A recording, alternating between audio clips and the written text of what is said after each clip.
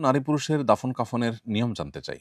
ইসলামী শরিয়ার দৃষ্টিকোণ থেকে যে সমস্ত বিষয়গুলো সমাজের মানুষের উপরে ফরজে কেফায়া হিসাবে আরোপ হয়ে থাকে, আল্লাহর পক্ষ থেকে নির্দেশিত বিষয়গুলো থাকে, তোমার থেকে একটা হলো কোনো মুসলিম মারা গেলে তাকে দাফন কাফন এবং জানাজার ব্যবস্থা করা। এটি সমাজের কিছু মানুষ যখন করেন তখন সবার পক্ষ থেকে আদায় হয়ে যায়। যদি সমাজের কোনো মানুষ কোনো মৃত মুসলিমের এই হকগুলো আদায় না করে, এই কাজগুলো করে না দেয়, তাহলে সেক্ষেত্রে গোটা সমাজের মানুষ গুনাহগার হয়ে যায়, সবাই আল্লাহর কাছে জবাবদিহির মুখোমুখি হয়। দাফন এবং কাফনের ক্ষেত্রে শরিয়ার নির্দেশনা হলো, পুরুষ যদি হন, কোনো মুসলিম পুরুষ যদি মারা যান, তাহলে সেক্ষেত্রে তাকে ৩ কাপড়ে দাফন করতে হয়। আর নারী যদি হন, তাহলে সেক্ষেত্রে তাকে ৫ কাপড়ে কাফন পরাতে হয়। এই যে ৩ বা ৫ কাপড়ের কথা শরিয়ার নির্দেশনা রয়েছে, এই ৩ কাপড়ের মধ্যে একটা হলো চাদর। প্রথমে বড় একটা চাদর খাটিয়াতে রেখে তার উপরে পুরুষ হলে তার জন্য একটি লুঙ্গির মতো করে আপনার কোমর থেকে নিয়ে একেবারে নিচ পর্যন্ত লুঙ্গির মতো করে আরেকটা কাপড় বিছানো, তার উপরে আরেকটা কাপড় হলো জামার মতো করে, যেটা জামাতে সাধারণত যেরকম সাইজ থাকে ওরকম সাইজে আপনার কাঁধের নিচ থেকে নিয়ে নিচ পর্যন্ত আরেকটা কাপড়, অর্থাৎ ৩ টুকরো কাপড় দিয়ে তার উপরে লাশ রেখে তারপরে কাপড়গুলোকে আগে বাম পাশ থেকে পরে ডান পাশ থেকে পেঁচিয়ে দিয়ে তারপরে গিরা দিয়ে বেঁধে দেওয়া, কোমরে মাথা যেখানে গিরা দেওয়া প্রয়োজন সেখানে গিরা দেওয়া। তো এটা হলো পুরুষের ক্ষেত্রে প্রযোজ্য ৩টা কাপড়। একটা হলো বড় চাদর, যেটা সবচেয়ে বাইরে থাকবে, এরপরে একটা লুঙ্গি আর একটা জামা, অর্থাৎ জামার সাইজে সাধারণ কাপড়, যার সাইজটা জামার হবে, যাতে করে পেঁচিয়ে দিলে জামায় যতটুকু শরীর আবৃত হয় সে ততটুকু আবৃত হয়, লুঙ্গিতে যতটুকু আবৃত হয় ততটুকু যেন আবৃত হয়, চাদরে পুরা লাশটা যেন আবৃত হয়ে যায়। আর যদি মৃত মানুষ কোনো মুসলিম নারী হন, তাহলে সেক্ষেত্রে তার জন্য আরো ২টি কাপড় অতিরিক্ত ব্যবহার করার নির্দেশনা রয়েছে। তার একটি হলো মাথার ওড়না, সেটা হলো মাথা থেকে নিয়ে সামান্য আরেকটু বড়, যেটা সাধারণত ওড়না হয়ে থাকে, ওই রকম কাপড় দিয়ে একটু পেঁচানো। আর আরেকটা হলো বক্ষবন্ধনী, আপনার বুক থেকে নিয়ে আরেকটা কাপড় দিয়ে এক্সট্রা কাপড় দিয়ে পেঁচানো, যাতে করে একজন মুসলিম নারী মৃত্যুর পরও তার শরীরের কোনো অংশ কোনোভাবে প্রকাশিত না হয়। এমনকি কাফনের কাপড় পরানোর পর একজন নারী হলে সেক্ষেত্রে তার খাটিয়ার উপর দিয়ে আলাদা একটা কাপড় দিয়ে ঢেকে দেওয়া উত্তম, যাতে করে কোনোভাবে তার পর্দার বিষয়টি মৃত্যুর পরও কোনোভাবে লঙ্ঘিত না হয়, তার সন্তান, তার সম্মান, তার সম্ভ্রম এটা কোনোভাবে নষ্ট হতে না পারে, বা তাকে নিয়ে তার শরীরের কোনো অঙ্গ প্রত্যঙ্গ যাতে কোনোভাবে মানুষের কাছে প্রকাশিত না হয়, সেজন্য আলাদা কাপড় দিয়ে তার খাটিয়া ঢেকে দেওয়া উত্তম। দাফন করার ক্ষেত্রে নারী হলে সেক্ষেত্রে তার মাহরাম না হলে, খুব নিকটাত্মীয় না হলে, খুব দিনদার কোনো মানুষ থাকলে তারা তাকে খবরে রাখবেন। আর পুরুষ হলে সেক্ষেত্রে একই ধারাবাহিকতায় রাখবেন, বা অন্য কেউ রাখলেও এক্ষেত্রে নারীদের ব্যাপারটা যেরকম গুরুত্বপূর্ণ, পুরুষদের ব্যাপারটা এত বেশি সিরিয়াস না, কারণ এখানে পুরুষকে অন্য পুরুষরা ধরে নামানোর বিষয়, আর নারীকে অন্য পুরুষরা ধরে নামানোর বিষয়টা তখন থাকবে যখন তার নিকটাত্মীয় বা কেউ না থাকবে তখন। তো এই হলো মোটামুটি কাফন এবং দাফনের ক্ষেত্রে শরিয়ার নির্দেশনা। একজন নারীকে ইসলাম কতটা গুরুত্বের সাথে দেখেছে, কতটা গুরুত্ব দিয়েছে, সেটা এখান থেকে পরিষ্কারভাবে বোঝা যায়। কাফনের কাপড়ের সাথে সুগন্ধি ব্যবহার করা মুস্তাহাব, সেটা আলাদা একটা বিষয়। আর কাফনের কাপড় সাদা এবং সেলাবিহীন হওয়া এটা উত্তম। যদি কোনো কারণে সাদা না হয় অন্য কোনো কালার হয় তাতে হয়ে যাবে, কিন্তু উত্তম হলো সাদা হওয়া এবং সেলাইবিহীন হওয়া। এ হলো মোটামুটি নারী এবং পুরুষ মৃত মুসলিমের কাফন এবং দাফনের ক্ষেত্রে শরিয়ার মোটামুটি নির্দেশনা। কোনো ব্যক্তি মারা গেলে তার পরিবার পরিজন, আত্মীয় স্বজন ও প্রতিবেশীদের করণীয় কি? কোনো ব্যক্তি যদি মারা যান, তাহলে সেক্ষেত্রে পরিবার পরিজন, আত্মীয় স্বজনের বেশ কিছু করণীয় আছে। এর মধ্যে একটা করণীয় হলো যে তার মৃত্যুকে আল্লাহ তাআলা ফয়সালা হিসাবে মেনে নিয়ে তাকদীরের প্রতি ঈমানের জায়গা থেকে বিলাপ না করা। বিলাপ করাকে শরিয়া খুব বেশি নিরুৎসাহিত করেছে, এবং জাহিলি যুগের যে সমস্ত প্রথা প্রচলন আমাদের সমাজে পরবর্তীতে বিভিন্নভাবে প্রচলিত ছিল একটা সময় পর্যন্ত, বা কোনো কোনো ক্ষেত্রে আছে, তো সেটার মধ্য থেকে একটা হলো এই বিলাপ করা। এজন্য মারা যাওয়ার পর বিলাপ করা, অনেকে দেখা যায় জামা কাপড় ছেঁড়াছিঁড়ি আছড়াআছড়ি করেন এবং সহ্য করতে না পেরে অসহনশীলতার পরিচয় দেন। এগুলো আমাদের ঈমানের সাথে যায় না। এটা একটা বিষয়। এটা আমাদের পরিহার করতে হবে। দ্বিতীয়ত, দ্রুত কাফন-দাফনের ব্যবস্থা করা। দেরি করে, বিলম্ব করে দাফন-কাফন করা অনুচিত। যত দ্রুত সম্ভব জানাজা এবং দাফন-কাফনের ব্যবস্থা করতে হয়। নবী সাল্লাল্লাহু আলাইহি ওয়াসাল্লাম বলেছেন, "আসরি'উ বিল জানাজা", তোমরা দ্রুত জানাজার ব্যবস্থা নাও। আবার আরেকটা কারণ হলো আশপাশের মানুষকে জানানো, যারা জানাজায় অংশগ্রহণ করতে পারেন। কিন্তু মৃত ব্যক্তির মৃত্যুর সংবাদ প্রচারের জন্য বিলাপ টাইপ বা আপনার কৃত্রিম টাইপ প্রচারণা যেন না হয়, সেজন্য কিন্তু হাদিসে নিরুৎসাহিত করা হয়েছে। এবং মানুষ জানাজার পর আপনার দাফন-কাফন এগুলো করে দ্রুততার সাথে তার যদি কোনো ঋণ থাকে, তার পরিত্যক্ত সম্পদ থেকে সে ঋণ পরিশোধের ব্যবস্থা গ্রহণ করা, এবং ওসিয়ত থাকলেও টোটাল সম্পদের 1/3 এর মধ্যে ওসিয়ত কার্যকর করা। অবশিষ্ট সম্পদ যাতে করে অন্যরা কেউ কক্ষিগত করে ফেলতে না পারে, সেজন্য খুব দ্রুততার সাথে ওয়ারিসের মধ্যে বন্টন করে দেওয়া উচিত। মৃত ব্যক্তির পরিবারের লোকজনকে, আশপাশের লোকজন মেহমানদারি করা উচিত, যাতে করে তারা শোক কাটিয়ে উঠে তারপরে রান্না-বাড়া ইত্যাদির দিকে মনোযোগ দিতে পারেন।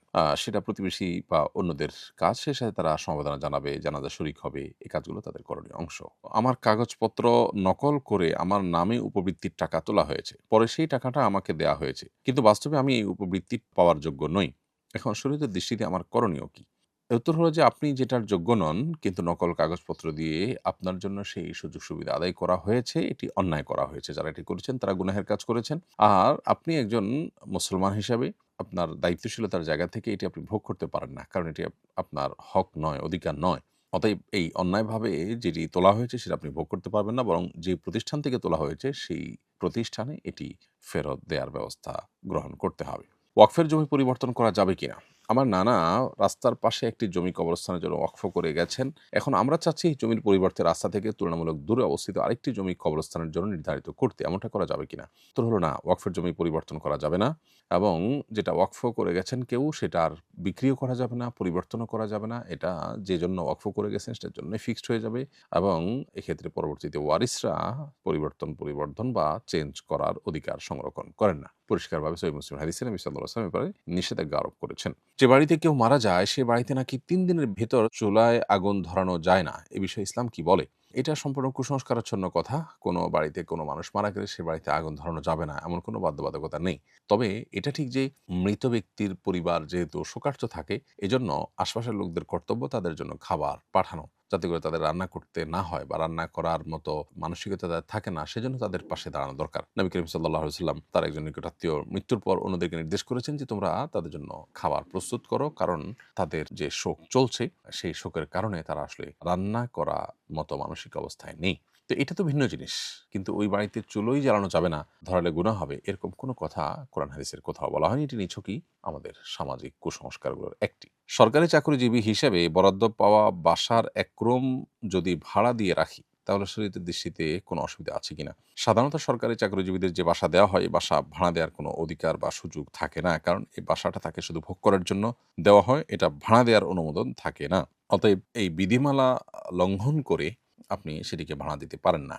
আর যদি কেউ আপনি কোনো জায়গায় চাকরি করেন বা কাজ করেন সরকারি বেসরকারি যেকোনো প্রতিষ্ঠানে, আর আপনাকে ওই বাসা থাকতে দেওয়া হলো এবং আপনি ভাড়া দিতে চাইলে সে অধিকারও আপনাকে দেওয়া হয়, যদি সেরকম থাকে তাহলে সেক্ষেত্রে আপনি অবশ্যই করতে পারেন। আমি একটা ছাত্রী হলে থাকি, এখানে হলেরই কিছু বন্য টাইপ বিড়াল আছে। আমার রুমে ঢুকে শিল্পাটায় পেশাব করে দিয়েছে। এর আগেও সে অনেক জায়গায় পেশাব করেছে। কোনোটাকে দেখে সাথে, সাথে পরিষ্কার করেছি, কোনোটা বুঝে উঠতে পারিনি। প্রশ্ন হলো, বিড়ালের পেশাব করা এই পাটা কি আমি ইউজ করতে পারবো? পারলেও সেটা কিভাবে পবিত্র করব? উত্তর হলো যে এইটা আপনাকে পবিত্র করতে হবে। পবিত্র করে আপনি ব্যবহার করতে পারেন। ৩ বার ভালো করে ধুয়ে নিলে পাক হয়ে যাবে। এরপর আপনি এটা ব্যবহার করতে কোনো অসুবিধা নেই। মিথ্যা তৈরির জন্য মিথ্যা বলে কারো থেকে ইনভেস্ট নিয়ে ব্যবসা করলে সেটা তার লভ্যাংশ হালাল হবে কিনা? উত্তর হলো যে মিথ্যা সর্বাবস্থায় হারাম। অতএব আপনার ইনভেস্ট আদায় করার জন্য মিথ্যা বললে সেটা পরিষ্কারভাবে হারাম। মানুষ তো মিথ্যা এই জাতীয় কোনো স্বার্থের কারণেই বলে। এটা পরিষ্কার হারাম। আর মিথ্যাবাদীর জন্য আল্লাহ তাআলা লানত অবধারিত। কোরআন সুন্নাহর আলোকে সেটি চূড়ান্তভাবে আল্লাহ তাআলা ঘোষণা দিয়েছেন। ফলে মিথ্যা থেকে আমাদের বিরত থাকতে হবে। দুনিয়াবি সামান্য স্বার্থ চরিতার্থ করবার জন্য মিথ্যা বলা কোনো অবস্থাতেই জায়েজ নয়।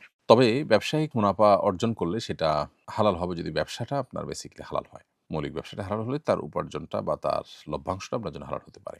ব্যবসায়িক কারণে নারী ক্লায়েন্টের সঙ্গে কথা বলা শরিয়া অনুমোদিত কিনা? আমার একটা ব্যবসা পেশাগতভাবে টিকে থাকার জন্য ক্লায়েন্টের সাথে সৌজন্যমূলক ও স্বাভাবিক যোগাযোগ রাখা জরুরি। কিভাবে এই ধরনের যোগাযোগকে সঠিকভাবে পরিচালনা করা উচিত? আল্লাহ তাআলা কোরআনে কারিমে বলেছেন, ওয়াকুলনা কাওলাম মারুফা। মেয়েরা কিন্তু স্বাভাবিক কথা বলতে পারে আয়াতের আলোকে।